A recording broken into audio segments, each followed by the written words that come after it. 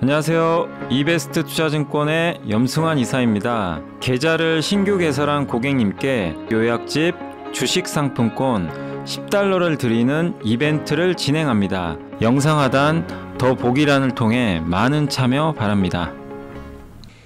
네, 안녕하십니까. 2023년 6월 8일 오늘 이제 시장 함께 읽기 시작하겠습니다. 네. 자, 오늘 이제 옵션 만기이어가지고 좀 변동성이 있었죠. 종가에는 좀 그래도 이렇게 들어 올려주는 모습이 좀 나왔는데, 제가 조금 이따 이제 시황 설명해드리고요. 오늘도 좀, 이게 보고서가 많은 건 아닌데, 내용이 너무 많아가지고요. 아무튼, 이제 엘니뇨, 저희 당사의 뭐 최진영 연구원도 계속 엘니뇨 얘기를 한 것처럼, 신한투자증권의 조상훈 이제 조영훈 연구원님도 그 자료가 음식료 업종에 이제 미친 영향이고, 그 다음 미중 패권 경쟁 속 기회 요인은 뭐냐면 그 방산 있죠. 방산 뭐 원전, 조선, 에너지 이쪽을 이제 다 다룬 거예요. 저 4명이 같이 쓰신 건데 제가 이제 다 읽어봤고 한 100페이지가 넘어요. 그래서 읽는 게 쉽진 않았는데 요약을 좀 했습니다. 그래서 내용이 되게 괜찮아요.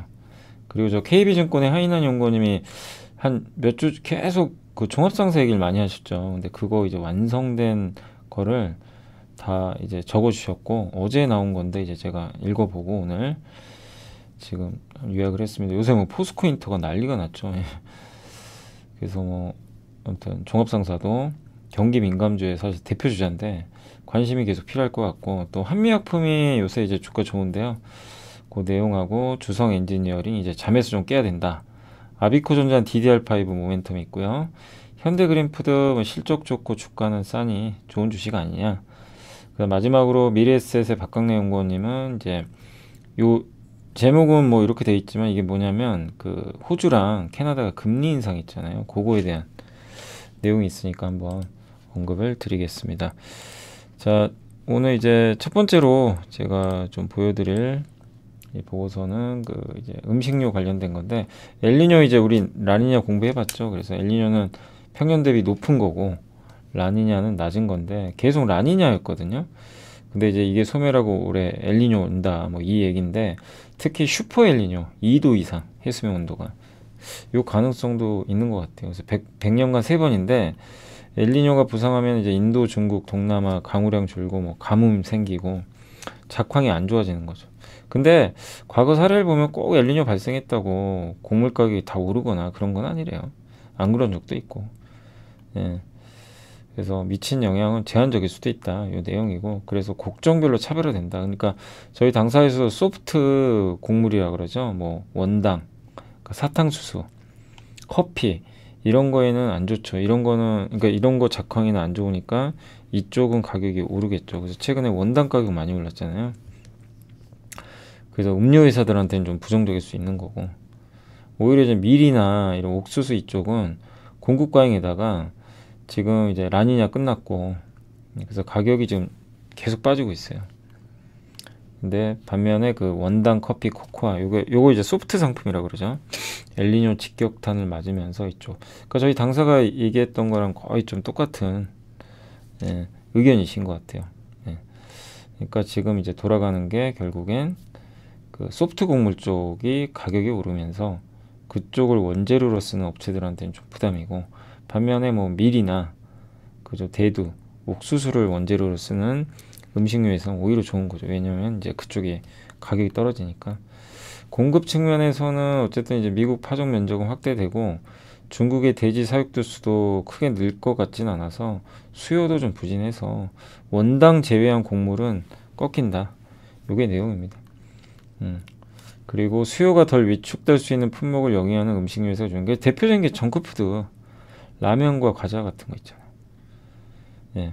이런 것들은 이제 상대적으로 가격도 낮고 식사도 대체할 수 있다 보니까 그래서 이 정크푸드 그러니까 라면은 저런 그 원당이 안 들어가거든요. 라면 같은 경우는 주로 이제 밀, 소맥 그런 거죠. 과자는 좀 들어가죠. 근데 어쨌든 이런 이제 정크푸드가 상당히 유명할 수밖에 없는. 그래서 오리온도 많이 갔었고 요새 좀 빠지지만 농심, 삼양식품이 잘 안 갔어요. 삼양식품은 굉장히 또 저평가돼 있긴 한데 근데 어쨌든 이제 이쪽 카테고리는 좋다라고 적어주셨고 요게 옥수수 소맥 다 꺾이고요. 근데 이 소프트 커머디티 있죠. 요게 이제 커피, 코코아, 원동은 다 올라갑니다. 이게 이제 엘니뇨에 대한 우려감이 좀 있다 라고 보시면, 그래서 라면주들 조금 뭐 괜찮다라는 의견인데, 다만 농심은 또 워낙 많이 올랐으니까 뭐 삼양식품이나 요새 또 오리온 빠지잖아요. 그러니까 그런 이제 가격 조정을 좀 받은 기업들도 한번 눈여겨볼 필요는 있는 것 같습니다. 아무튼 이게 이런 엘니뇨가 이어진다면 라면 기업들한테는 좀 유리하겠죠. 예. 음료 회사한테는 좀 부정적일 수밖에 없고요. 그러니까 스타벅스한테는 좀 안 좋을 수 있는 거죠. 스타벅스는 커피를 원재료로 쓰니까. 그러니까 이게 자영업하시는 분들도 많이 계실 텐데 좀 걱정은 됩니다. 이게 커피값이 또 너무 오르면 이제 그분들한테 또 피해가 갈 수도 있거든요. 그래서 어떨지는 한번 좀 지켜봐야 되겠지만, 지금 현재는 이런 소프트 종목들이 좀 올라가고 있는 것 같습니다. 미중 패권 경쟁 속 기회 요인은 이제 원전부터 좀 말씀드리면, 저는 개인적으로 이제 원전은 투자하기가 참 어렵다고 말씀을 드린 게, 뭐 이게 당장 수주 나온 건 아직은 없잖아요. 없는 상황에서 테마로 자꾸 움직이니까 참 그게 어려워요. 실적도 반영 언제가 될지 모르는 거고, 원전 짓는데 10년 걸리거든요. 진짜 어려워요. 그러니까 분명히 수요는 성장해요.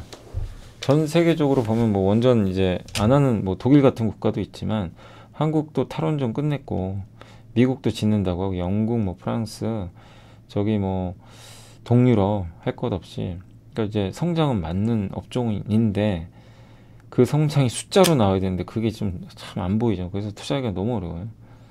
어쨌든 미국 에너지부에서는 신규 원전 200기가, 보통 1기가에 1기거든요. 그러니까 저도 저게 200기가 같으면 200개 짓는 건데 참, 예. 아무튼 이제 미국의 목표인 것 같고요. 원전을 왜 저렇게 많이 지으려고 하냐면 가장 싸서 그렇대요. 원전에 이게 점수 매긴 건데 6이래요. 육상폭력이 제일 경쟁력이 좀 떨어지는 편이고, 예. 그렇게 좀 나와 있는 것 같습니다. 요거 이제 하나의 뭐 그런 그 점수로 좀 매긴 것 같고요. 미국은 현재 3세대 뭐 4세대로 분류해서 SMR 소형 모듈 원자로 있죠. 이렇게 작은 거. 그거를 이제 개발을 하는데, 여기 뉴스케일이라는 업체가 있죠. 대표적으로. 거기에 두산 에너빌리티도 같이 참여하는 걸로 알려져 있습니다. 그래서 올해 아마 이거 한번 좀 지켜보세요. 올해 진짜 두산 에너빌리티가 발주를 받는지, 수주를. 그렇게 되면 좀 모멘텀 진짜 되겠죠. 한번. 그리고 동유럽을 중심으로 해서, 요건 좀 뒤로 가야 되는데, 이쪽에 가 있죠. 네. 요거는 아닙니다. EU 회원국은 이제, 그리고 이제 유럽 같은 경우는 이제 점진적으로 석탄 발전을 폐쇄하겠다는 계획이거든요. 유럽은요, 동유럽 국가들 보시면요, 석탄 많이 떼요. 아직도. 이거 이제 점진적으로 없애겠다는, 그걸 대체하기 위해서는 신재생만 갖고는 안 되니까 원전 하겠다는 거죠. 그리고 너무 노후화됐고, 그리고 러시아 걸 많이 써요. 그럼 러시아 걸 쓴다는 얘기는 이제 러시아 거 안 써야 되거든요. EU는 그렇게 하기로 했잖아요. 러시아산 가스, 원전, 기술. 그럼 다른 데로 돌려야 되겠죠. 그래서 폴란드가 지금 석탄이 60% 비중인데, 이거 없애야 되면, 그래서 원전 지금 이제 하려고 하는 거예요. 그래서 원전 15기가 필요한 거죠. 전부 다 대체하려면. 영국도 지금 대형 원전이나 SMR, 소형 원전 개발 정책을 적극적으로 펼치고 있고, 네덜란드도 신규 원전 2기 계획이 있고, 유럽 내에서 논의 중인 지금 대형 원전이 26기 정도 되는, 폴란드가 굉장히 많이 하는 것 같습니다. 그러니까 폴란드가 참 이제 우리나라랑 지금 요새 그죠, 이 대형 수주, 방산, 원전 관련해 가지고 굉장히 좀 밀접해진 것 같습니다. 그 유럽 원전 시장은 이제 아까 말씀드린 러시아산 비중이 높은데, 이거 배제하니까, 그러면 이제 결국엔 동유럽 국가가 이 원전에서 할 수 있는 거는 한국, 미국, 프랑스밖에 없어요. 할 수 있는 거. 예, 어차피 중국 것도 할 것도 아니니까. 미국과 프랑스는 비싸니까. 예, 그래서 우리나라 걸 좀 하지 않을까 하는 좀 그런 기대감도 있는 것 같습니다. 근데 뭐 될지 안 될지 모르지만, 일단 한국은 가성비가 좋습니다. 그래서 그들 국가에 좀 맞을 수 있고요. 또 한국은 미국과 또 중장기 협력도 일어날 수 있고, 지금 미국도 많이 하려고 하는데, 미국은 건설이 약해요. 원전 건설. 우리나라는 건설 최강국이에요. 아랍에미리트 그 바카라 원전 잘 지원했잖아요. 그때 삼성물산인가 아마 현대건설, 그죠? 그래서 저 원전은 건설사들이 지어줍니다. 근데 이제 웨스팅하우스는 원천 기술을 갖고 있는데 이제 건설 좀 약하다는 거죠. 그래서 우리랑 지금 한전과 좀 분쟁 중이긴 한데 서로 합의해서 서로 좀 필요한 걸 취하지 않을까 보고 있고, 웨스팅하우스는 폴란드, 루마니아, 슬로바키아 등에서 이제 원전공 살 것 같은데 한국과 같이 할 가능성도 남아 있는 거죠. 그래서 하반기에 좀 원전에 대한 관심을 좀 가져볼 필요는 있지 않나라고 말씀을 드리겠습니다. 그리고 방산도 세계가 좀 진영화되면서, 근데 방산은 실제 숫자가 나오잖아요, 그죠? 예. 그러니까 한결 좀 원전보다는 투자하기가 좀 더 낫죠. 예. 근데 이제 저도 이제 오늘 이 보고서 보고 처음 알았는데, 저도 이건 몰랐어요. 글로벌 사우스라는 이게 있는지 몰랐습니다. 지구 남반구에 있는 대부분의 개발도상국과 신흥국이래요. 그러니까 글로벌 노스는 선진국, 뭐 한국, 미국, 뭐 유럽, 일본 이런 데를 뜻하는 거고, 이게 글로벌 노스고요. 예. 근데 1969년에 처음 나왔던 얘기고, 신흥국, 예.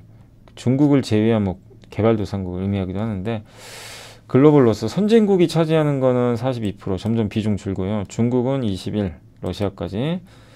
근데 글로벌 사우스는 37 정도 돼요. 이거를 누가 가져갈 거냐. G2 중에 누가 이걸 가져갈 거냐. 이 싸움입니다, 지금. 네. 그래서 현재 이제 자유민주주의랑 가치에 공감하지 않는 글로벌 사우스가, 그 글로벌 사우스 신흥국이나 개발도상국은 자유민주주의만 하는 게 아니라 권위주의 국가도 많잖아요. 예. 그래서 이제 어느 편도 안 들려고 하는 거죠. 예. 전 세계 인구의 36.9%가 또 권위주의 통치체제에 살고 있다고 합니다. 네, 근데 글로벌 사우스는 그쪽에 좀 익숙하다는 거죠. 그리고 중국은 아무튼 이제 이 자기네만의 뭔가 좀 세력을 만들기 위해서 남중국해에 의해 그 뭐 1대1로라고 아시죠? 이렇게 실크로드만, 육상 실크로드랑 바닷길 통해서 이렇게 돌리는 그거를 이제 2014년부터 했죠. 근데 이제 이 선진국들 입장에선 저 글로벌 사우스를 포섭하려면 여러 가지 방법들이 있어요. 뭐 경제적 지원도 할 수도 있고, 그죠? 여러 가지 뭐 메리트를 줄 수도 있지만 제일 좋은 건 안보, 그러니까 무기 지원하는 거래요. 우리가 너네 보호해줄게. 옛날에 그 사우디아라비아가 그랬잖아요. 미국이 보호해주는 조건 아니었나요? 그죠? 무기 주고. 예. 대신에 미국은, 그 대신에 사우디는 뭐로 했죠? 달러로 결제하게 해줬죠. 원유를. 그러면서 이제 서로 된 건데, 요새 이제 서로 안 좋죠, 사이가. 예. 근데 이제 이런 글로벌 사우스 그 국가들 입장에서 러시아가 저렇게 침공하는 거 보고 중국과 타이완이 저렇게 안 좋은 거 보면 무섭거든요. 그래서 이 무기를, 근데 중국, 러시아보다는 서방 무기 체계가 훨씬 좋고 우리나라는 또 정말 가성비도 좋습니다. 그래서 한국의 방산업체들한테 기회가 많지 않나, 이 내용이고, 그래서 이게 글로벌 사우스에 속하는 국가들 중에서는 경제력이 좀 안 되는 국가들이 많잖아요. 예, 뭐 특히 동유럽도 마찬가지고. 근데 우리나라는 무기가 미국보다 30% 싼데 빨리 만들어져요. 왜냐면 우리나라는 지금 사실 엄밀히 따지면 우리 한국은 아직 전쟁 중이잖아요. 휴전 중이니까. 계속 생산을 해요. 긴장해 있는 거죠. 그러다 보니까 무기를 빨리 만들어주는 거죠. 이제 그런 게 메리트가 있는 거죠. 그래서 폴란드가 그래서 우리 한국 거 채택한 거거든요. 예. 그래서 이제 한국 방산업체들한테 이런 지금 환경도 계속 좋을 수밖에 없다. 그러니까 저도 이제 지금 이런 의견은 충분히 공감을 하고 있고요. 예. 지금 뭐 돌아가는 세상이 그렇게 움직이니까. 예. 그래서 폴란드 수주로 그치는 게 아니라 더 늘어날 가능성이 있는 것 같습니다. 그 현대전에서는 제공권 장악이 필수적인데 항공기, 그래서 한국 항공우주가 참 대단한 기업은 맞아요. 저 경공격 비행기 있거든요. FA50. 그리고 훈련기 내년에 아마 미국에 꼭 수출했으면 좋겠고, 예. 그리고 FA21인가요? 예, 그것도 이제 하고 있고, K21, 예. 그거 이제 한국형 진짜 첨단 전투기죠. 근데 요 FA50이 경 전투기인데 가격도 이제 좀 저렴하죠. 40%. 예, F16보다 좀 저렴하니까 말레이시아가 그래서 1.2조 원에 도입하는 계약을 맺었어요. 이집트도 좀 도입하려고. 그러니까 항공기가 정말 중요하거든요. 현대전은 위에서 항공기가 지원을 해야 되니까.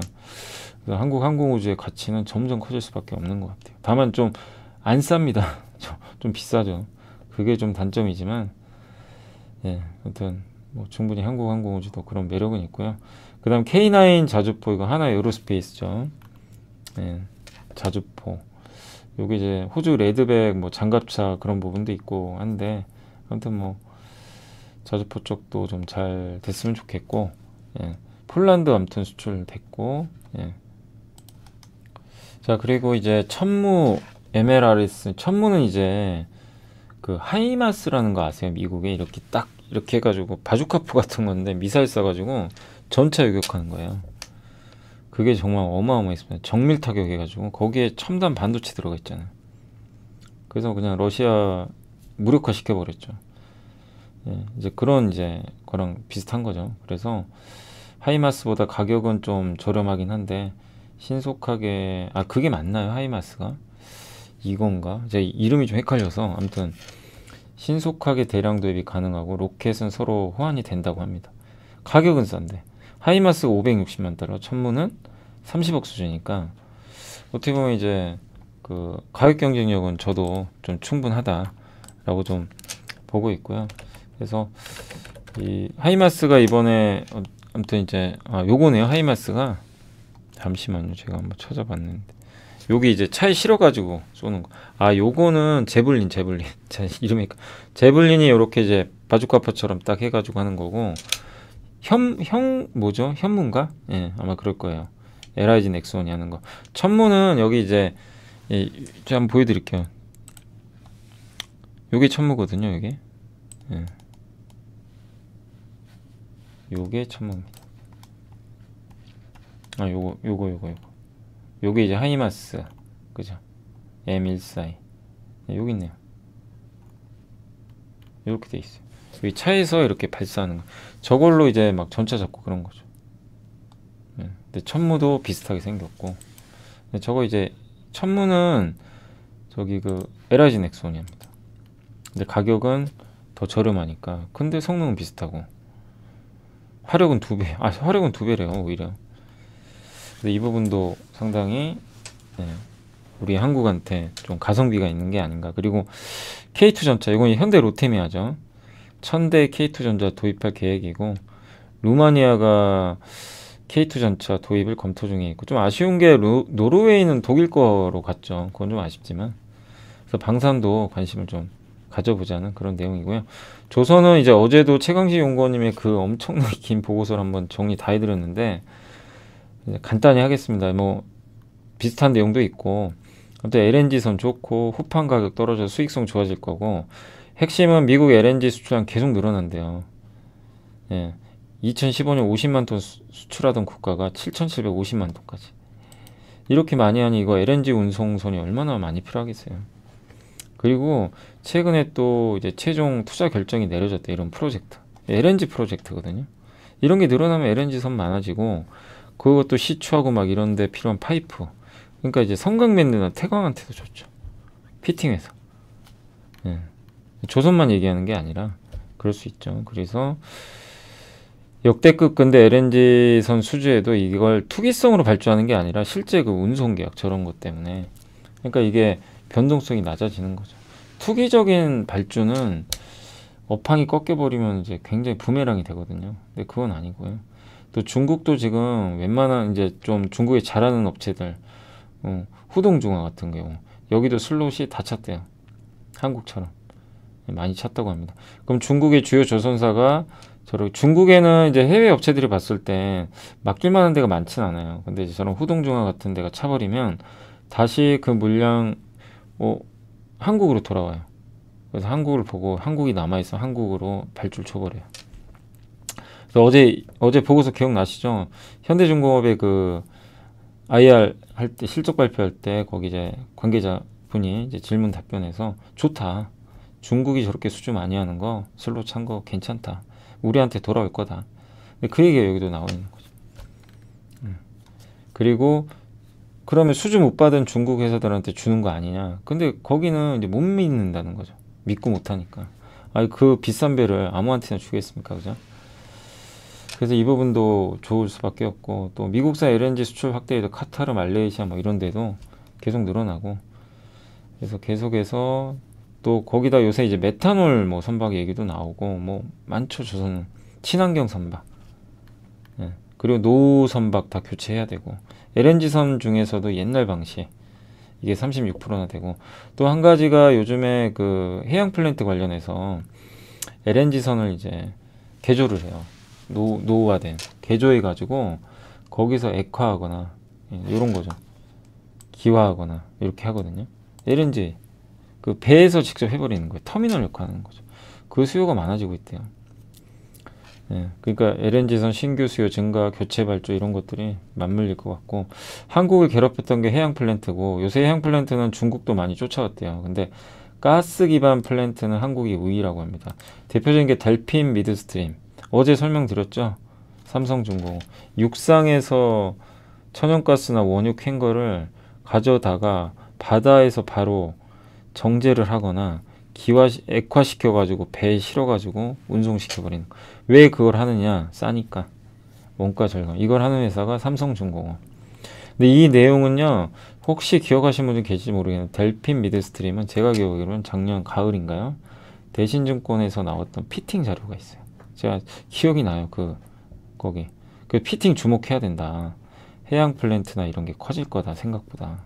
그 내용이었어요. 근데 작년 10월에 저도 이제 그래서 우리가 이런 이제 보고서를 볼 때 좀 딥한 보고서 있죠. 깊게 쓰는 거. 정말 아주 길게 쓰고, 그런 거 꼭 읽어봐야 돼요. 그 안에서 얻을 게 있거든요. 그래서 작년 가을에 저는 피팅을 저도 굉장히 이제 좋게 이제 생각으로 전환을 했던 이유가 그 보고서 때문이에요. 거기에 이런 내용이 나와 있더라고요. 안 그래도 좋아지는데 해양 플랜트도 야, 이런 게 있으면 수요가 많이 늘어나겠구나. 당시에 이제 삼성중공업이나 이런 기업들은 주가가 삼성한테도 호재인데 참 부진했죠. 이제 가는 거지만, 근데 그런 걸 통해서 배워놓으면, 예, 내가 만약에 어떤 기업 뭐 피팅 회사를 투자하거나 조선주 투자할 때 급락을 해도 버틸 힘이 생기죠. 야, 이런 게 있는데, 예, 이렇게 확실한 수요처도 있는데 버틸 수가 있는 거죠. 그러니까 아는 것과 모르는 거는 되게 차이가 큰 것 같아요. 그리고 국제회사기구, 이건 뭐 우리가 지겹도록 했던 얘기고, 이제 선박 규정 강화돼서, 예, 온실가스 감축할 거고, 배 바꿔야 돼요. 아무튼 장기적으로. 예, LNG 연료보다는 이제 메탄올로 많이 간다고 하고요. 그래서 요새 한국이나 중국 쪽에 메탄올 선박 많이 발주하고 있죠. 요건 이제 현대중공업이 잘하죠. 이런 거. 예. 그리고 암모니아도 이제 할 거라고 합니다. 내년부터. 엔진도 그래 중요해요. 그래서 HSD 엔진, 현대중공업이 가치가 올라갈 수밖에 없어요. 엔진 회사도. 이런 면에선. 그리고 중국 국영기업이 이제 조선소로 있는데, 저기다 근데 발주를 줄까? 왜냐면 이제 저기서 군함도 만들거든요. 중국과 외교적 갈등을 겪고 있는 이제 대만이죠. 대만 입장에선 중국에 저거를 주기가 쉽지 않은 거죠. 대만 해면사 되게 유명한 거 많잖아요. 양밍, 에버그린. 큰 회사 많거든요. 근데 중국 대신 또 한국을 선택하지 않을까? 이런 내용도 있습니다. 자, 그리고 이제 중국과 인도는 저렴한 에너지 및 원료를 대규모 수입해서 상당히 물가가 낮습니다. 근데 중국이 요즘에 자기가 자급자족을 해요. 옛날에 한국이 수출한 거 받아다 했는데, 안타깝게도 중국이 이제 자기가 혼자 먹고 살겠대요. 그러니 이제 우리나라 기업도 힘들죠. 중간재 공급하는 기업들 참 어렵습니다. 디스플레이도 어렵고, 스마트폰 부품, 거기다 여기 석유화까지, 예, 되게 힘들죠. 태양광도 마찬가지였고.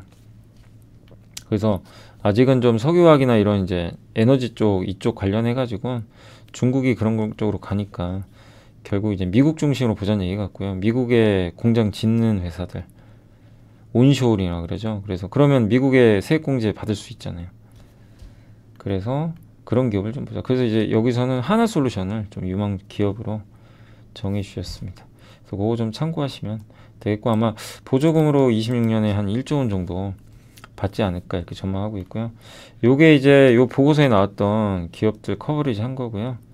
이게 쓴 거고, 이게 원전도 참 매력은 있는데, 이게 기업을 정말 참 어려운 것 같아요, 선정하기가. 예. 아무튼 요런 기업들이 이렇게 좀 나와 있으니까 뭐 요 표는 참고하시면 되겠고, 유럽에서 논의되고 있는 이제 요런 대형 원전 본계약, 가장 이제 그 빠른 게 하반기에 폴란드고, 그 다음에 폴란드 이사하기는 또 한국이거든요. 이런 것들. 체코. 요걸 좀 따냈으면 좋겠는데, 체코를 꼭 좀 따내기를 기대해 보겠습니다. 그리고 부산 에너빌리티가 참 기술력 좋아요. 이쪽 원자료 쪽에서 핵심 기술 갖고 있거든요. 그리고 요 밑에 있는 빨간색이 사우스, 글로벌 사우스. 여기를 미국이 가져가려고 하는 거고 중국도 가져가고 싶은 거죠. 그 중심 국가가 어디입니까? 인도입니다. 인도가 사실은 좀 미국 편 쪽으로 조금 기울긴 했죠. 예전. 예. 아무튼 그렇고, 이게 글로벌 노스는 점점 줄지만 중국 비중 늘어나고 글로벌 사우스도 요 중간을 누가 가져가냐죠. 요게 1대1로입니다. 요 파란색 선이 해상으로. 여기 실크로드 만든 거예요. 교역로. 중국이 이제 저렇게 해서. 그 다음에 LNG 프로젝트가 이렇게 많고요. 요게 델핀, 아까 삼성중공업이 하는 거. 바다에서 이제 바로 육상에서 가스 받아다가 바다에서 액화시켜버려요. 액체로. 부피 줄여서 옆에 배에다 바로 실어서 보내버립니다. 싸대요. 이렇게 하면. 원가가 절감되고. 중국의 석유 제품 수입 비중인데 이제 한국보다 러시아가 더 많아진 것 같고요. 한국의 중국향 석유 제품, 이게 수출이 이렇게 줄었어요. 왜? 중국이 자기네들이 해버리니까. 그리고 요건 이제 그 AMPC 미국에서 보조금 받는 거예요. 만들 때마다 셀, 웨이퍼, 폴리실리콘, 태양광. 우리 배웠던 인버터 있죠, 뭐 ESS나 요런 쪽. 여기도 받고 풍력도 있습니다. 현재 공장이 있으면 그래서 좋아요. 그래서 요새 CS 윈드 잘 가잖아요. CS 윈드가 많이 갔죠. 풍력 쪽. 그리고 히토리오, 뭐 배터리 모듈, 뭐 셀, 이쪽도 다 이렇게 미국이나 북미 쪽에 지어서 생산을 하면, 하나솔루션도 미국에 공장이 있죠. 예, 그쪽에 있으니까 이렇게 좀 금액을 이렇게 받지 않을까라고 기대를 하고 있습니다. 자, 이제 긴 보고서였고, 다음은 워런 버핏의 담배꽁초 종합상사고, 왜 버핏이 종합상사 샀나? 2020년하고 23년에 20년에는 싸고 좋아서, 그때 진짜 쌌거든요. 그죠? 배당도 많이 주고, 사업다각화, 버크셔에서 하는 게 사업다각화니까 딱 맞아요. 그 인플레이션 시대에 성공하기 위해서는 생산 공정을 혁신해서 원가 절감하든가, 수직 계열화로 원가 절감하든가, 사업을 늘려서 다양한 포지션을 취하든가, 이거를 해야 된다고 합니다. 근데 이 상사업종은 수직 계열화랑 사업다가 두 가지 면에서는 딱 맞다. 안녕하세요. 이베스트 투자증권의 염승환 이사입니다. 계좌를 신규 개설한 고객님께 요약집 주식 상품권 $10를 드리는 이벤트를 진행합니다. 영상 하단 더 보기란을 통해 많은 참여 바랍니다. 그리고 글로벌 정치 상황도 상사주에 유리하고요. TSMC는 매도했죠, 버핏이. 왜? 지정학적 리스크 때문에. 근데 새로운 공급망을 재편해야 되잖아요. 기존 공급망을 깨버리니까. 그런 상황에서 선봉에 설 수 있는 기업은 상사업종이다. 이렇게 보고 있는 것 같습니다. 그래서 일본 종합상사는 150년의 역사가 있고, 그동안 뭐 숱한 위기도 있었고 성장을 했는데, 2010년대부터 이제 본격적인 변화가 시작됐고, 기존의 상사 업무 말고 비자원 부분 있죠. 탄화수소, 밸류체인, 광물, 라이프스타일, 모빌리티, 헬스케어 뭐 이런 것들, 농업, 뭐 ICT, 보험까지. 그래서 이렇게 다각화를 해서 이익 안정성을 높이고, 또 수직 계열화를 해가지고요, 질적 개선을 가능하게 했다고 합니다. 원자재 가격이 그래서 이제 하락했던 2015년에 한국은 안 좋았거든요, 상사가. 일본은 반대로 좋아졌어요. 예. 그러니까 체질 개선을 한 거죠. 그리고 미래를 준비 중이고, 배터리, 광물, 천연가스 쪽으로 계속 투자하고 있고, 예. 일본 사례를 그래서 통해보면 우리나라 이제 종합상사의 가능성은, 일단 밸류 매력 면에서 보면 LX인터가 제일 매력이 있어요. 밸류 매력은 있는 것 같아요. 일단 쌉니다. PBR이 0.5배밖에 안 돼요. 5배도 안 돼요. 그러니까 이제 0.5배 구간에서 분할 매수하면 고점까지 과거 평균을 내보니까 100% 수익 났대요. 중기적으로. 그러니까 더블이죠. 장기적으로는 100에서 800. 근데 저게 무조건 된다고 보시면 안 되고, 과거에 그랬다는 얘기입니다. 그만큼 PBR 0.5배 이하에서는 리스크가 적다는 얘기죠. 근데 다만 모멘텀이 있어야 단기에 급등한대요. 신사 모멘텀이 아직 안 보이니까.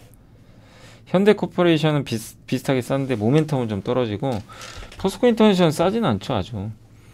근데 이제 오히려 밸류에이션 재평가가 일어나고 있어서 그걸 좀 지켜보시고, GS글로벌은 추정치가 없어서 좀 어렵다고 합니다. 판단이. 배당은 포스코 인터내셔널의 배당 성향은 좀 괜찮은 것 같고요. 배당 수익률은 3.2%. LX 인터넷이 배당이 제일 많아요. 배당 성향이 높진 않은데 주가가 워낙 저평가돼 있어서 배당 수익률이 한 7%면 굉장한 거죠. 작년 기준으로. 근데 이제 이익이 감소하면 배당은 줄 수 있다는 거 염두에 두시고, 현대코퍼레이션은 포스코인터랑 비슷하고요. GS글로벌은 배당 좀 의지가 약하다, 이렇게 보시고, 다만 이제 아쉬운 점은 일본 기업들은 사업보고서에 주주환원 결과만이 아니라 앞으로 어떻게 하겠다라고 장기적인 계획도 밝히는데, 한국도 좀 그런 거 해주면 어떨까. 이건 반드시 저는 해야 된다고 봐요. 우리나라도 저런 걸 해줘야죠. 예. 그래야 많은 주주분들 뿐만이 아니라 이런 기업을 사고 싶었던 분들한테 또, 야, 이런 걸 또 하고 있구나, 이런 메리트를 주는 거죠. 네. 그리고 이제 경기적인 측면에서 상사도 경기 민감주니까 OECD 선행지수 돌렸고요. 그러면 이렇게 좋아지면 또 원자재 가격도 오르겠죠. 보통 석탄이 중요해요. 예, 이쪽 상사주는. 그래서 LX 인터내셔널한테도 이건 긍정적일 수도 있다. 그리고 친환경으로 이게 지금 전환하고 있으니까, 예, 그게 역설적으로 어쨌든 기업들이 화석연료 투자를 제한시키니까 공급은 확대되기 어려우니까 아마 석탄 가격이 막 계속 폭락하거나 그러긴 좀 어려울 것 같다, 그런 내용입니다. 화석연료를 신흥국 중심으로 그렇다고 완전히 없앨 수도 없고, 왜냐면 석탄 쓰거든요, 계속. 아까 폴란드도 보셨잖아요. 계속 쓰긴 써요. 이제 줄이는 거죠, 비중. 어쨌든 이런 흐름들은 뭐 종합상세에 긍정적이다, 이렇게 나와 있습니다. 그리고 성공적인 사업구조 전환, 이제 가장 중요한 키포인트는 사업구조 전환인데, 지금이 대변화의 원년이고, 근데 이거 성공 여부는 어차피 몇 년 지나야 하는 거죠. 2010년에 일본은 성공했고요. 그래서 의지가 있냐, 투자 현황, 이런 것들을 봐야 되는데, 일단 가장 적극적인 건 포스코 인터가 맞습니다. 그래서 그걸 지금 시장이 환호하고 있는 거죠. 그 다음이 LX 인터. 그래서 포스코 인터가, 근데 사실 포스코 인터는요, 작년에 혹시 기억나세요? 제가 한번 보여드린 적이 있는데, 포스코 그룹 이렇게 변하겠다, 실제 그 자료가 있잖아요. 근데 거기 포스코 인터가 LNG 사업 쪽이었죠. 예. 근데 이제 주가가 사실 오래 많이 갔죠. 예. 아무튼 이미 그런 이제 발표들은 했었는데 계속 더 적극적으로 하는 것 같아요. 그래서 에너지 소재, 뭐 농산물, 뭐 바이오, 뭐 이런 쪽인 것 같고요. LNG 분야 수직 계열화 위에 3.8조를 투자하고요. 탄자니아 쪽에서 이제 흑연 장기 공급 계약을 체결을 했고, 탄자니아 여기랑, 그리고 포스코 퓨처엠에, 예, 공급을 할 예정이라고 합니다. 그리고 포스코 모빌리티죠. 아마 오늘 이 뉴스 나온 것 같아요. 현대차 이거 공급한다 그러더라고요. 구동 모터코어. 여기 이제 모터에 들어가는 이제 부품인데, 요거 이제 부품 공급 뉴스가 나온 것 같습니다. 그래서 오늘 좀 많이 갔고, 반면에 LX 인터는 모멘텀은 조금 떨어져요, 아직은. 근데 일단 매력은 굉장히 싸다는 거죠. 그러니까 중장기 투자하면 좋다. 예, 그리고 투자를 안 하는 게 아니라 이런 뭐 포승 그린파워, 한국유리공업을 일단 인도에 했고, 이게 제일 중요하면 인도네시아 니켈 자산, 인도네시아 니켈 이거 투자거든요. 요거를 이제 확정을 좀 해주면 좋을 수 있는 거죠. 예, 그게 좀 관건이고, 그래서 하반기 경기 민감주, 저도 저희 뭐 당사도 마찬가지고 경기 민감주 봐야 된다는 이제 의견이고요. 그 가운데서 여기서는 이제 종합상사를 좀 주목을 해준 것 같고, OECD 경기선행지수 터닝했고, 경기 민감주 시대가 오는데 좋지 않냐, 요런 좀 내용인 것 같습니다. 경기 민감주 요새 좋아요. 근데 제가 봐도 경기 민감주 중에선 반도체 좋고요. 확실히 이런 상사도 좋고, 요새 뭐 조선주도 좋고, 요새 또 건설기계, 그죠? 그런 업종들도 다 좋은 것 같습니다. 워런 버핏이 어쨌든 일본 종합상사 투자 한 거죠, 2번. 그래서 여기가 우리나라 상사인데, 이때 일본은 버틸 때 한국은 망가져 버렸죠. 그때, 예. 여기서 이제 일본이 체질 개선한 거죠. 지금 같이 가고 있고요. 예. 그리고 이렇게 이제 일본 종합상사들 이런 이제 투자를 시작을 했고, 3년간 총 1.1조 엔. 옛날부터 이걸 한 거예요. 그러니까 자원 말고 비자원 쪽으로 에너지나 막 이런 거 천연가스 많이 하다가 전력, 가스, 인프라, 뭐 철도, 항공기, 농업, ICT 막 이런 쪽으로 막 늘려간 거죠. 그리고 일본 종합상사들이 요새 또 각광받는 게 광물 사업을 해요. 예, 구리, 뭐 전기차 배터리 관련 광물, 니켈, 코발트 이런 쪽. LX 인터내셔널은 이렇게 PBR 0.5배 이하일 땐 틀린 적이 없었대. 여기거든요. 여기 검은색 선. 그 지금 그 구간이니까 나쁘지 않다. 세 번의 구간에서 다 좋은 성과 났다고 합니다. 그리고 OECD 경기 선행 지수는 돌리고 있습니다. 아시아 쪽. 그 다음에 포스코인터 확실히 투자 많이 하죠. 그러니까 시장은 여기에 높은 점수를 주고 있고, 그 다음이 LX, 현대코프랑 GS글로벌은 너무 좀 조용한 것 같은데 이 기업들도 뭔가 좀 액션을 취한다면 또 괜찮으시겠죠. 이게 포스코인터입니다. 이렇게 식량, LNG, 재생, 일본 기업들하고 비슷하죠. 그때 뉴비전과 비슷하게 가고 있는 것 같아요. 이게 포스코 그룹의 변화. 이거 예전에도 봤던 거죠. 작년부터 이미 시작했던 거죠. 포스코 그룹은.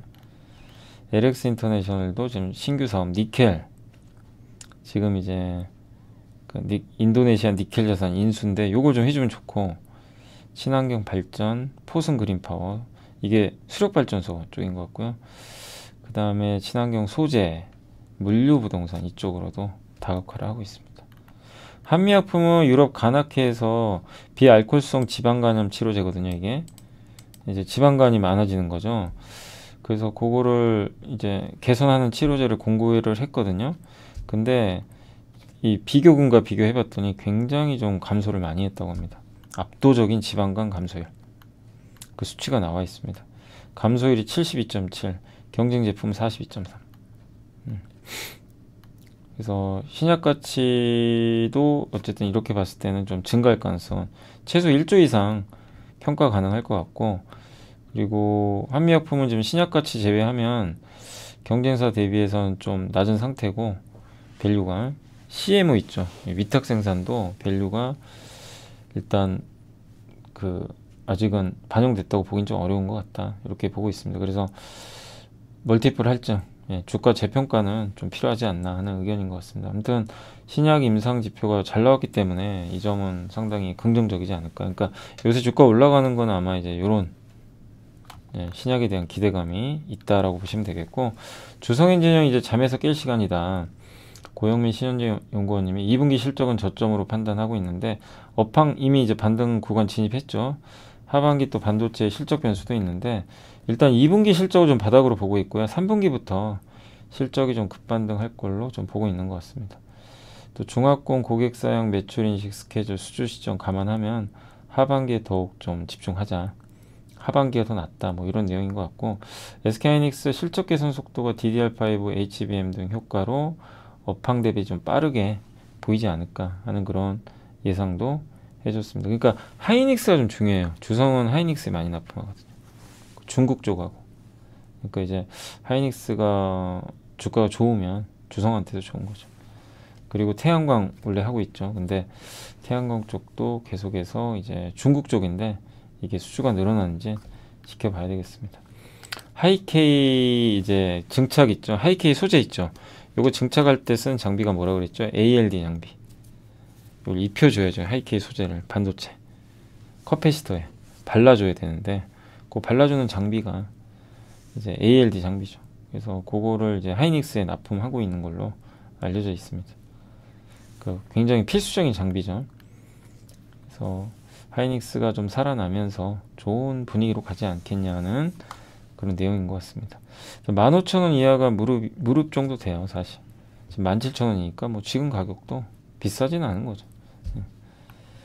아비코전자는 유안타증권의 이수림 연구원이, 아비코전자 수동 소자 전문 업체고, 주요 제품은 이제 저항기나 인덕터 이렇게 만드는 거고, 2018년도에 아비코테크 인수해서 PCB 사업도 하고 있습니다. 주요 제품이 이제 메탈 파워 인덕터가 있는데, 요거는 요런 이제 스마트폰이나 이런 자동차에 들어가고, DDR5 전환에 따라서 수혜가 예상됩니다. 옛날에 DDR5로 이제 전환을 했거든요. DDR3에서 16년도에 돈을 많이 번 거예요. 마진이 높아서. 이번에도 그러지 않을까. 내년부터 DDR5가 본격적으로 전환이 많이 되거든요. 그리고 이제 여기 판가가 높아요. 메탈 파워 인덕터 같은 경우. 예. 그래서 이 DDR5는 크기도 커지고 거기에 전력관리 반도체 PMIC랑 인덕터가 같이 들어가거든요. DDR5는 이제 없었던 거죠. 그리고 단가도 5배나 비싸고 여기 탑재되는 게 모듈당 3개에서 4개가 탑재된다고 합니다. 아마 3분기부터는 이런 게 좀 공급돼서 매출 증가 효과가 내년부터 나올 것 같고, 22년도에 증설을 좀 시작한 게 있나 봐요. 그래서 좀 좋은 분위기가 이어지지 않을까라고 보고 있는 것 같습니다. 이게 지금 보시면 제가 이제 공시 찾아본 거예요. 여기 보시면 2022년 4월 7일부터 그죠? 2월 28일 날 끝났죠. 여기죠. 이게 근데 정정 공시가 좀 떴어요. 금액 투자 기간이 조금 바뀌어 가지고 금액은 좀 더 커졌습니다. 올해 2월 28일 날 끝났고, 충청북도 증평군에, 그러니까 이런 거 있잖아요. 이런 핵심적인 부분들 언제 끝나는지를 기억해 놓으시면 되게 좋아요. 2월 28일 날 끝났는데 아비코전자 이제 요게 이제 주로 DDR5에 들어가니까, 그죠? 이런 게 근데 이게 이제 보통 1년 이상, 1년 정도 하죠. 그러니까 얼마 전에 제이오도 어제 그 증설 공시했죠. 이제 그런 것들이죠. 그래서 그런 부분들을 여러분들이 좀 이게 체크해 놓고 계속 관찰하시는 것도 저는 괜찮다고. 요새 아비코전자도 주가가 굉장히 많이 올랐잖아요. 한번 보시면 주가가 물론 이제 반도체 가면서 갔는데 2월 28일이면 이제 여기서 끝난 거죠. 그럼 이제 저게 증설이 끝나고 양산 들어가는 거죠. 근데 공교롭게도 주가가 그때는 안 갔지만 한 2달 후부터 이제 급등해 버렸죠. 옛날에 대독전자도 그랬고, 그래서 저런 투자가 들어가는 기업들 있잖아요. 그런 기업들은 이제 끝나는 날짜를 좀 잘 메모해 놓으시는 것도 되게 좋습니다. 그래서 서비스 고도화 트렌드로 DDR5 고용량 제품 수요가 이제 DDR5는 더 많이 들어가요. 이런 인공지능 이쪽에. 그래서 올해 서버향 시작으로 노트북으로 제품 공급 좀 확대해 나갈 전망이다 라고 이렇게 나와 있습니다. 아무튼 이게 전환 시작됐으니까 좋지 않을까 라고 좀 말씀을 드리겠습니다. DDR4에서 DDR5 구조고요. 요런 게 들어가요. 여기 이제 전력관리 반도체 같은 게. DDR4는 그냥 반도체 붙어있지, 모듈이. 여기 이제 전력관리해주는 반도체, 인덕터 뭐 이런 게 들어가는 거죠. 그래서 밸류 재평가 시작됐고, 지금 싼 건 아니에요. 근데 이런 이제 메탈 파워 인덕터라든가 DDR5 모멘텀 받으니까 밸류가 올라가 버린 거죠. 지금 싼 건 아닙니다. 이미 올라버려 가지고. 다만 조정 나온다면, 그러니까 내년까지 본다면 좋아지는 기업이잖아요. 그러면 메모해 놓고 공부 좀 한 다음에 급락장 오거나 조정 받을 때 이런 기업도 편입해 볼만 한 거죠. 그래서 우리가 공부하는 거죠. 현대그린푸드는 이제 워낙 많이 말씀드렸죠. 다시 주가 빠졌는데 다시 좀 이제 올라오고 있고요. 2분기 더 좋다고 합니다. 실적이. 그 조업일수 증가했고, 단가 인상, 군대 급식 이쪽에 아마 물량 증가 기대하는 것 같고, 핵심은 요거예요. 해외 급식. 해외 쪽이 늘어나야 돼요. 왜냐면 국내는 성장이 계속 이어지기는 어렵거든요. 그래서 현대차, 전기차 공장 이런 쪽으로 이게 들어간다면 범현대 쪽이 이제 투자를 많이 하잖아요. 전기차 공장이나. 그러면 이제 주가 재평가 받겠죠. 그리고 단체 급식의 비중이 제일 많아요. 그래서 요즘 트렌드에 맞죠. 요새 뭐 단체 급식 많이들 하시잖아요. 그 구내식당. 그게 잘 되니까. 그런 면에서 이제 현대그린푸드가 좀 매력이 있는 거죠. 그 주가 워낙 싸니까요. 밸류가 이걸 몇 배라고 해야 되죠? 한 4배인가? 얼마 안 되는 것 같더라고요.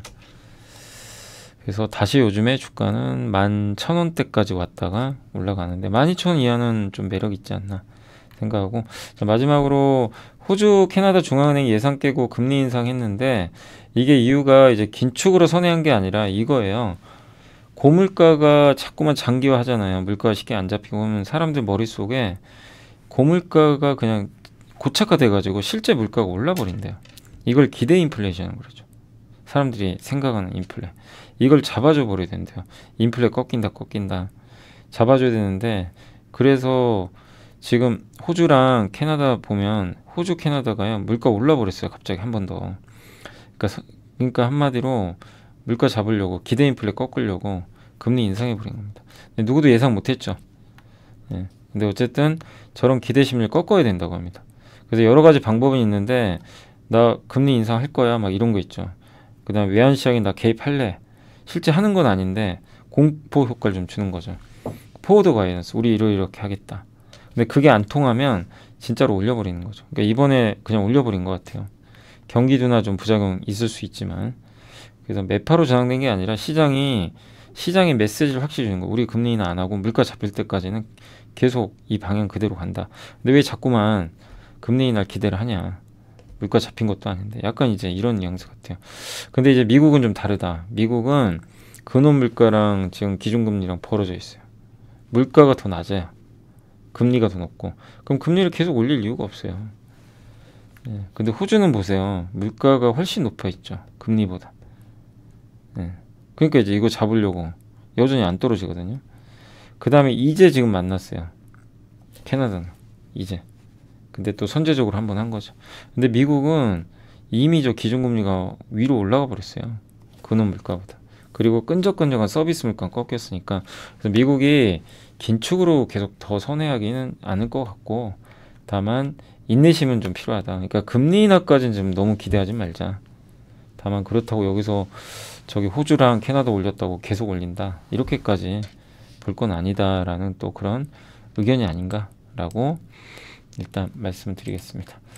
자, 이제 보고선 다 보여드렸고요. 자, 이제 해드릴 거는 전자공시 쪽 한번 보도록 할게요. 이제 어제 나왔던 이제 공시 중에서는 어제 좀 많더라고요. 이렇게 공시가 어제 또 밤에 제가 밤마다 뭐 하는지 아시죠? 예. 그래서 힘스 있죠. 힘스가 디스플레이 삼성 디스플레이. 삼성 계속 지금 투자해요. OLED 맥북에 들어가는 거 그거 계속 투자하는 것 같고 두 개나 공시가 떴고 엠플러스가 2차전지 조립공정 여기 아마 프랑스 쪽인데 아마 이 회사는 중국에 인수된 걸로 알고 있어요. 근데 어쨌든 금액은 좀 비밀입니다. 예, 조립공정 제조설비. 제이오는 이제 아까 말씀드렸지만 신규 시설 투자 700억. 날짜는 내년 12월 31일입니다. 예, 이게 돈이 되니까 투자하는 거예요. 다만 이제 제이오도 요걸 통해서 좀 시간이 남아 있잖아요. 그러니까 좀 인내심은 좀 필요하겠지만 결국엔 이걸 통해서 향후에 성장하겠다는 걸 분명히 보여준 거죠. 그래서 저는 좀 좋은 내용이라고 보고 있고 WCP는 헝가리 법인 주식 취득을 했는데 이게 2천억짜리입니다. 헝가리 쪽에 투자하는 거죠. 올해 12월 29일 날 취득할 예정이라고 하니까 이 분리마켓 회사들도 요즘에 괜찮죠. 내부자 매수는 여전히 이윤우 회장님 대단하십니다. 여전히 많이 사십니다. 계속 삽니다. 왜 사는지 모르겠습니다. 오늘은 제가 보니까 내부자 매수 중에 많이 샀던 거 중에 오늘 올라간 게 그 현대글로비스. 오늘 현대글로비스 많이 갔더라고요. 요즘에 좀 매수는 안 들어오는데. 그죠? 예. 그래서 아무튼 대한약품도 사긴 산다. 꾸준히 저기 회장님이.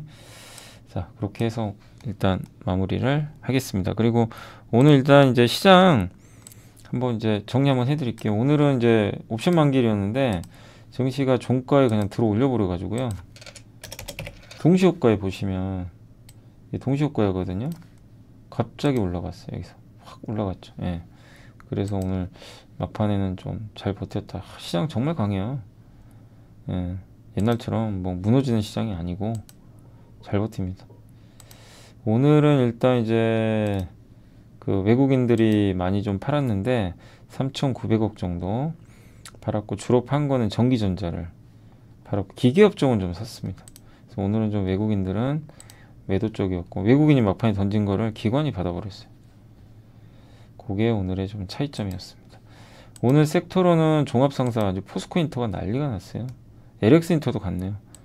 이거 그분 갖고 계시는 분들 아직도 기억나는 게 저번에 이제 라이브 할 때 한 분이 물어보셔가지고 LX인터 나 잘 산 거 맞냐? 그때 31,000원인가 35,000원에 제가 아직도 기억나는데 되게 이제 간절하게 물어보셔가지고 기억이 나요. 근데 저는 이제 되게 괜찮다. 근데 벌써 한 달 됐어요. 그게. 네. 아무튼 갖고 계시면 좋을 것 같고 왜 이 말씀 드리냐면 자기가 판단해가지고 싸다고 생각한 가격에서 들어갔는데 안 가면 진짜 답답하거든요. 한 달 동안. 근데 그거 이겨내는 것도 자기의 능력이고 경험인데, 그런 걸 이제 극복해서 만약에 수익 나잖아요. 그러면 잘 돼요, 되게. 그 다음도. 이제 한번 잘 된 경험을 해보니까. 그래서 중요한 거예요. 그러니까 내가 어떤 원칙을 세워서 투자를 했을 때 그걸 한번 우직하니 밀고 나가보세요. 누가 뭐라고 하건 말건. 기업만 멀쩡하면, 예, 기업이 아니면 빨리 정리하고 나와야 되겠지만, 부실하거나 그런 게 아니라면 버텨내는 거죠. 그랬을 때 수익이 나면요, 진짜 이거는 어디 가서도 뭐 진짜 배울 수 없는 경험이에요. 주식 투자로 돈 버는 그 경험 있잖아요. 그걸 누가 대신해 주겠어요. 본인이 하는 건데, 그래서 중요한 것 같습니다.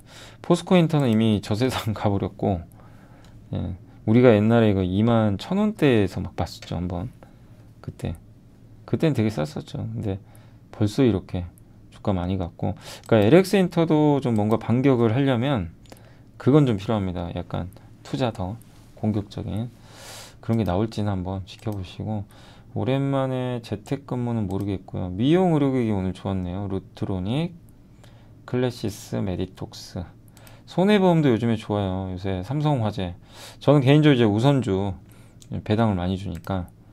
셰일가스 업체는 뭐 아무래도 포스코인터 때문이고, 임플란트도 오늘 괜찮았고요. 그리고 우크라이나 재건 테마가 오늘 좀 움직였던 것 같습니다. 와, 건설기계 다시 갔어요. 오늘 현대인프라코가 아침에 좀 빠지더니, 사료주들도 다시 좀 오늘 반등 일부 올랐고, 농업주들 태풍, 건설기계 오늘 좋았고요. 태양광도 오늘 괜찮았습니다. 하나솔루션 이제 5만원 또 향해 가고 있어요. 그리고 의료업체들도 오늘은 영업무역이 좋았네요. 영업무역은 아시겠지만 그 룰루레몬이 중국에 잘 돼서 좀 분위기가 괜찮은 것 같습니다. 그리고 오늘 광고 쪽도 좀 약간 올라갔네요. 근데 한 회사가 올라갔군요. 그리고 근데 오늘은 이제 약세장이다 보니까 하락이 좀 많았죠. 히토류가 좀 빠졌고, 2차전지 쪽이 오늘 안 좋았어요. 어제 좋았던 이노베이션이 급락해 버렸고, 그 다음에 AI 주들은 이제 미국도 많이 빠졌죠. AI가 2차전지가 어제는 좋았는데 오늘은 좀 안 좋았네요. 대부분 LNF도 안 좋았고, 인터넷 대표주도 뭐 글쎄요, 미국의 빅테크 빠져서 그런가, 뭐 빅테크 오를 때 오른 것도 없는데요.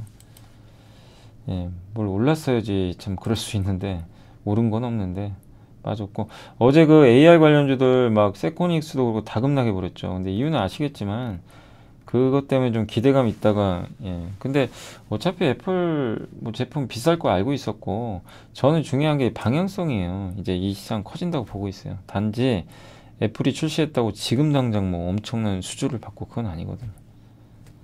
예, 근데 분명히 이제 그러니까 이런 건 분명해진 것 같아요. AR, VR에 대해서 좀 부정적인 분들도 계시잖아요. 이게 될까? 될 수 있을까? 게임만 해서 되나? 근데 애플이 보여줬어요. 그럼 이 시장은 될 가능성이 굉장히 높죠. 그래서 저는 내년, 내후년으로 갈수록 AR, VR도 좋을 수 있다. 그 중에 핵심 기업들을 잘 선별해야죠. 그러니까 대표적으로 카메라 쪽이죠. 그거를 좀 잘 골라내야 될 것 같습니다. 그리고 오늘 카메라 모델 오늘도 좀 흔들렸습니다. 그리고 리튬 관련주들은 어제 좋았는데 오늘은 조금 밀렸고요. 금양은 아까 공시 있었던 것 같아요. 예. 제가 아까 잠깐 보니까 공시, 예, 그죠. 광산에서 본격적으로 이제 몽골에서 리튬을 탐사할 것 같아요. 그래서 아마 만약에 이제 리튬 탐사해서 성공한다면 이것도 굉장한 거죠. 예. 굉장한 건데, 이제 탐사니까 지켜봐야 되겠습니다. 그러니까 탐사라는 거는 그거죠. 이제 여기에 리튬이 묻혀 있는 걸 추정을 해서 갔는데, 이제 그게 쓸 수 있는 건지는 결과는 뭐 우리가 지켜봐야 되겠죠. 근데 어쨌든 지금 공시가 나오다 보니까 시장은 또 한번 금양에 대해서 오늘은 좀 긍정적으로 평가를 해준 것 같습니다. 그리고 편의점은 오늘 좀 빠졌고요. 좀 부진하고요. 편의점주들은 2차전지 장비 쪽도 오늘은 많이 오늘 2차전지가 안 좋네요. 대체적으로. 네, 대부분 안 좋았습니다. 엔터주도 오늘 좀 부진했고, YG엔터 계속 빠지고요. 자동차도 오늘도 좀 부진했습니다. 예. 그리고 석유화학도 다시 좀 밀려버렸고, 대한유, 근데 요새 대한유화랑 롯데케미칼은 좀 분위기 좋은 것 같습니다.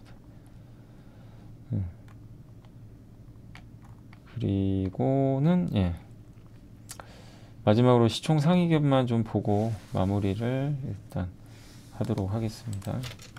이거 시가총액이 없네요.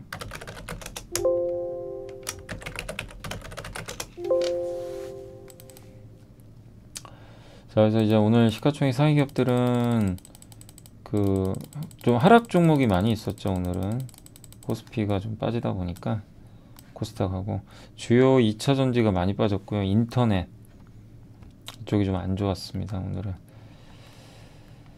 그리고 LNF도 좀 빠졌고, 카카오 경기 민감주가 좋았어요. 아무튼 경기 민감 중후 장대형 산업들은 오늘도 분위기가 괜찮았습니다. 한미약품 좋았고요. 그 호텔 신란 좀 빠졌고, 요새 면세점은 좀 분위기가 안 좋네요. 그리고 현대인프라코, 영호무역 좋았고, LX 일렉트릭도 이제 7만원까지 넘어섰습니다. 그리고 뭐 특별한 건 없네. 폐배터리는 좀 빠졌네요. 네. 윤성 FNC, 그다음에 많이 올랐던 룬이 좀 빠졌고, 상사주 급등했고. 네. 자, 아무튼 이제 요 정도로 마무리 하겠습니다. 오늘 어쨌든 이제 시장은 그 약세로 좀 마무리가 됐지만 2차 전지가 좀 빠지면서 코스닥은 좀 부진했고, 코스피는 반도체나 네이버 같은 빅테크가 좀 빠지면서 좀 부진했고, 다만 경기 민감주가 확실히 요즘에 분위기는 좋다, 그렇게 좀 말씀드리겠습니다. 자, 아무튼 오늘 고생하셨고, 저는 또 내일 이 시간에 또 찾아뵙겠습니다. 또 오늘 옵션 만길인데 수고하셨고, 뭐 보고서 내용 좀 참고하셔가지고 여러분들이 또 좋은 기업들 한번 잘 선정해 보시면 좋을 것 같습니다. 전 내일 뵙겠습니다. 감사합니다.